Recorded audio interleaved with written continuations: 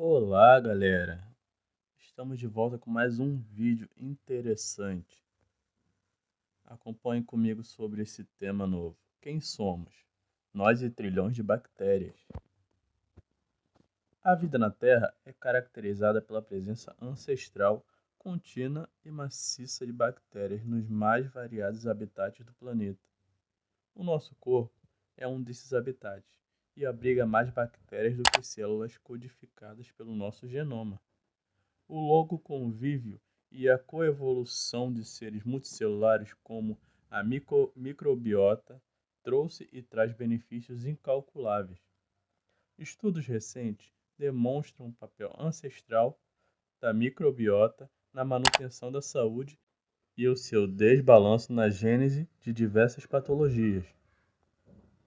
Os seres vivos da Terra têm como ancestral comum uma célula pequena, com poucas estruturas internas, que viveu há cerca de 3 bilhões de anos.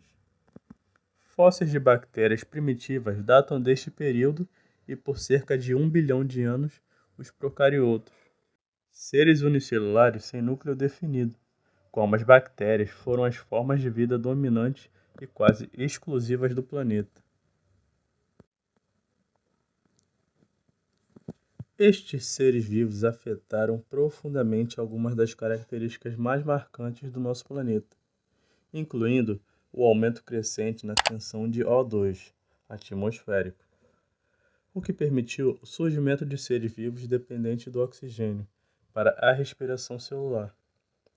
Apesar da grande simplicidade estrutural, ainda hoje as bactérias são os seres vivos mais abundantes do planeta, assim como os maiores geradores do oxigênio. Na verdade, se considerarmos vírus como seres vivos, os bacteriófagos, vírus de bactéria, são ainda mais abundantes, aproximadamente 10 vezes mais que as bactérias. A grande versatilidade das bactérias quanto à obtenção de energia de diferentes fontes e a capacidade de viver em condições extremas de temperatura, salinidade e acidez permitem a sua existência nos mais variados habitats. Os primeiros seres eucariotos unicelulares evoluíram dos procariotos há mais de 2 bilhões de anos e apresentavam estruturas celulares mais complexas, incluindo um núcleo verdadeiro e organelas, e desde o princípio estiveram rodeados por um mundo dominado por bactérias. A contínua convivência de eucariotos e bactérias afetou profundamente a vida na Terra. A base dessa convivência envolveu e ainda envolve importantes aspectos de reconhecimento, comunicação, adesão e sinalização celulares. As bactérias constituem fonte nutricional e são responsáveis por diversas reações metabólicas essenciais para diversos seres vivos, incluindo outras bactérias e seres eucariotos.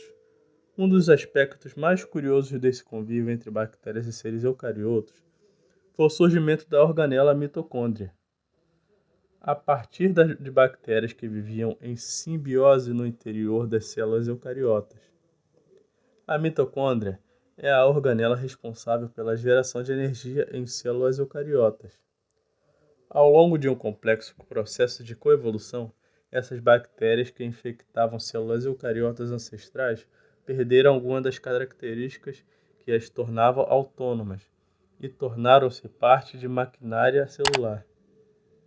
De forma similar, cloroplasto, responsável pela fotossíntese, também se originou de bactérias simbiontes. Essas duas organelas exemplificam quão essencial as bactérias foram para o surgimento de organismos complexos, já que em ambas a respiração e a fotossíntese se originaram de bactérias.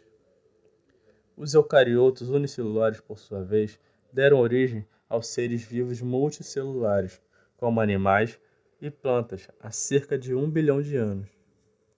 O surgimento de organismos multicelulares está diretamente associado a especializações celulares em termos morfológicos e funcionais, e a conectividade entre as diferentes células do organismo.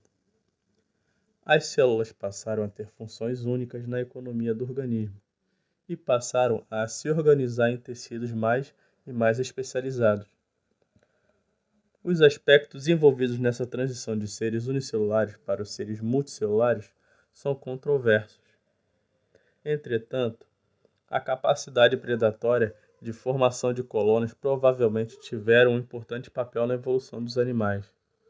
De fato, o reconhecimento de bactérias por algumas espécies de eucariotos unicelulares leva à formação de colônias, sugerindo um papel de conhecimento bacteriano como contribuinte na geração de multicelularidade. Os seres multicelulares têm células epiteliais que recobrem o organismo, integrando, delimitando e definindo o corpo, separando-o do ambiente e permitindo sua interação com este ambiente. As células e tecidos dos seres vivos multicelulares se tornaram nichos para agentes infecciosos como vírus, bactérias, protozoários e fungos. As infecções ocorrem basicamente em dois ambientes do corpo dos seres multicelulares, no interior ou no interior de células. No exterior ou no interior de células. Dentre as especializações celulares, seres multicelulares primitivos como esponjas já apresentam células especializadas na defesa contra agentes infecciosos, na retirada de células senescentes ou mortas e no reparo de tecidos danificados. Estas células, com aspecto ameboide e capacidade fagocítica, constituem o sistema imune destes seres primitivos e são os ancestrais dos macrófagos encontrados nos vertebrados. Portanto, o sistema imune tem um papel único no controle do bem-estar das células dos organismos multicelulares e no convívio destes seres vivos com os mais diversos agentes infecciosos.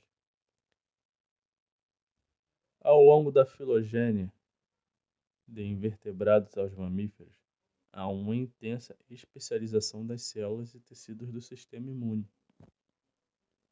A partir dos vertebrados mandibulados, no período do surgimento dos tubarões, há o desenvolvimento de um sistema imune adaptativo, caracterizado pela presença de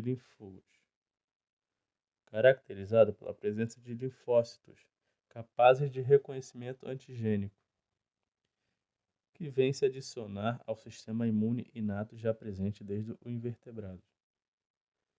A evolução do sistema imune foi influenciada pelo contínuo contato com agentes infecciosos, incluindo a microbiota e com elementos da dieta. O desenvolvimento da mandíbula permitiu a ingestão de substâncias mais complexas, e muitos cientistas associam isso ao surgimento do sistema imune adaptativo. Os seres vivos com um tubo digestivo apresentam uma grande superfície epitelial, de certa forma protegida das contínuas variações do ambiente externo.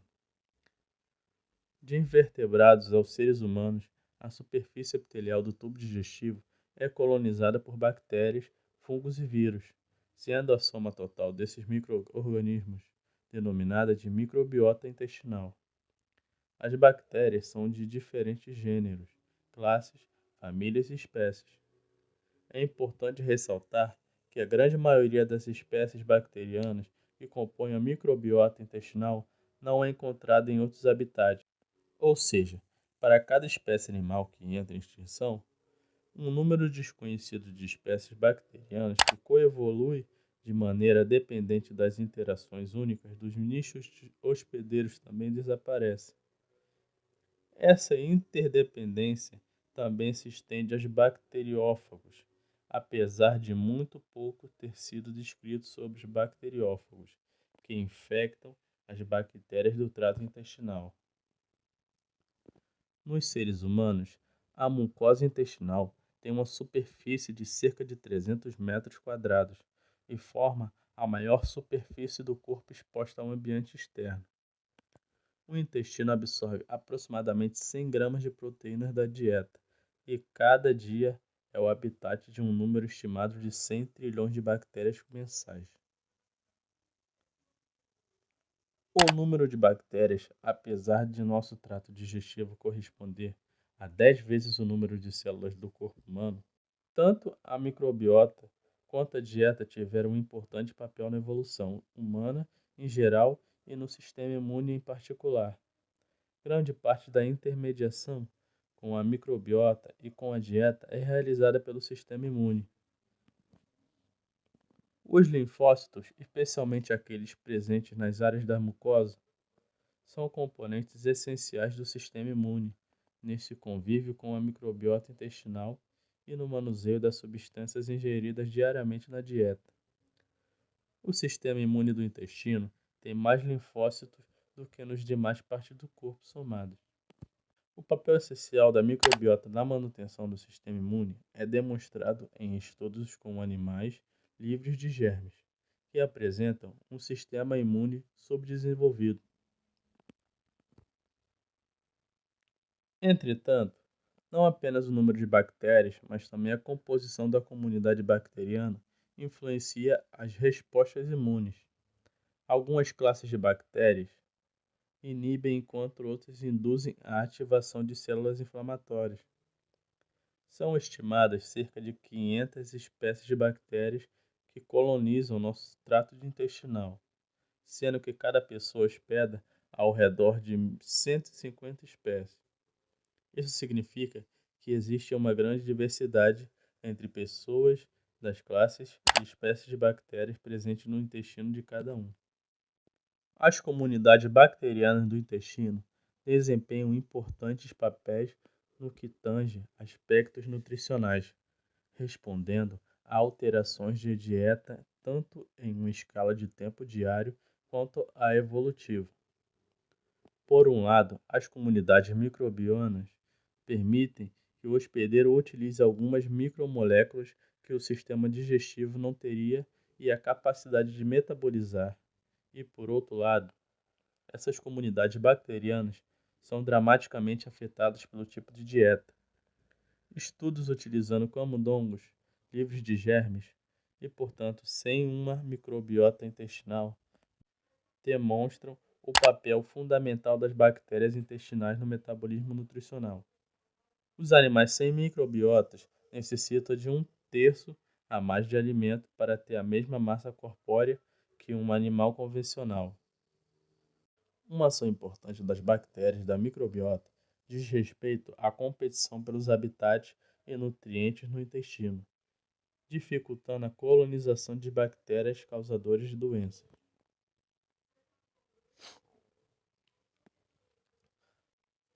A possibilidade de sequenciamento em larga escala tem permitido responder questões antes inimagináveis. De fato, até recentemente, os estudos de caracterização de composição de microbiota humana baseavam-se no isolamento e cultivo bacteriano. Uma vez que muitas das bactérias de trato intestinal não eram e ainda não são bem caracterizadas, o requerimento para seu crescimento em cultura também é desconhecido. De fato, muitas das bactérias presentes na microbiota não podem ser cultivadas, o que dificultou por muitos anos o estudo de suas funções. Com o sequenciamento em larga escala, passou a ser possível a identificação das espécies bacterianas na microbiota sem essa necessidade de isolamento e cultivo.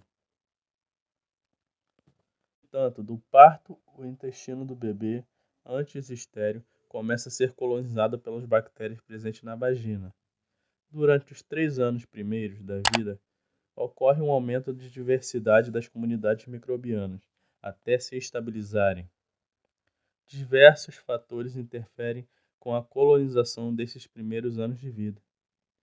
O aleitamento materno, uso de antibióticos ou o tipo de parto interferem com a constituição e função da microbiota.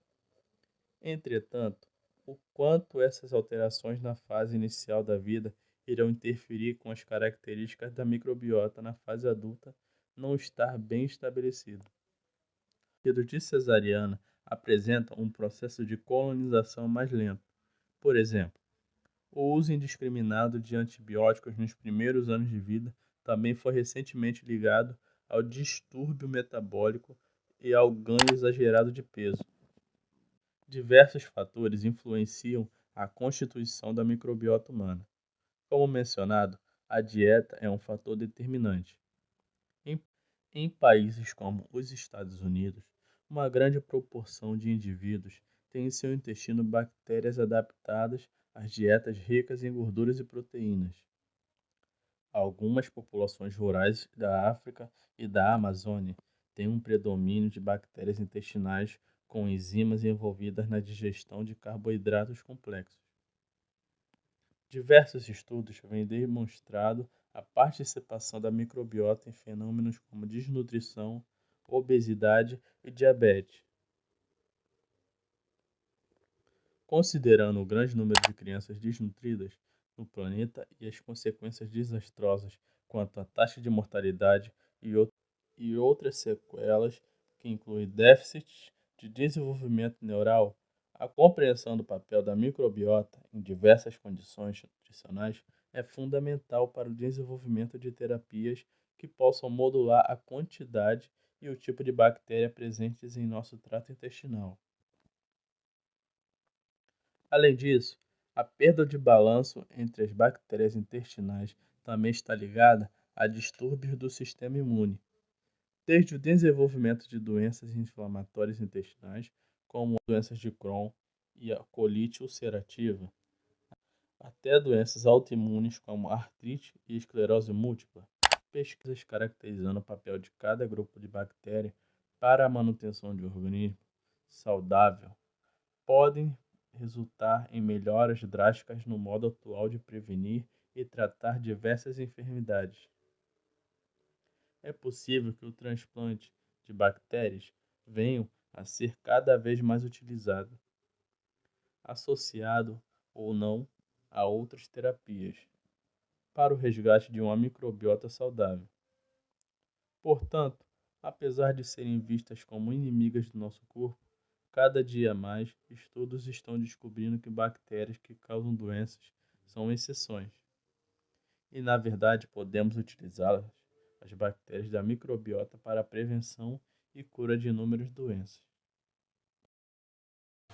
No Viva a Sorte tem 120 prêmios todos os dias, mais 3 caminhonetes Fiat Toro, mais um Mustang 0 km e um mega prêmio de R$ 1 milhão.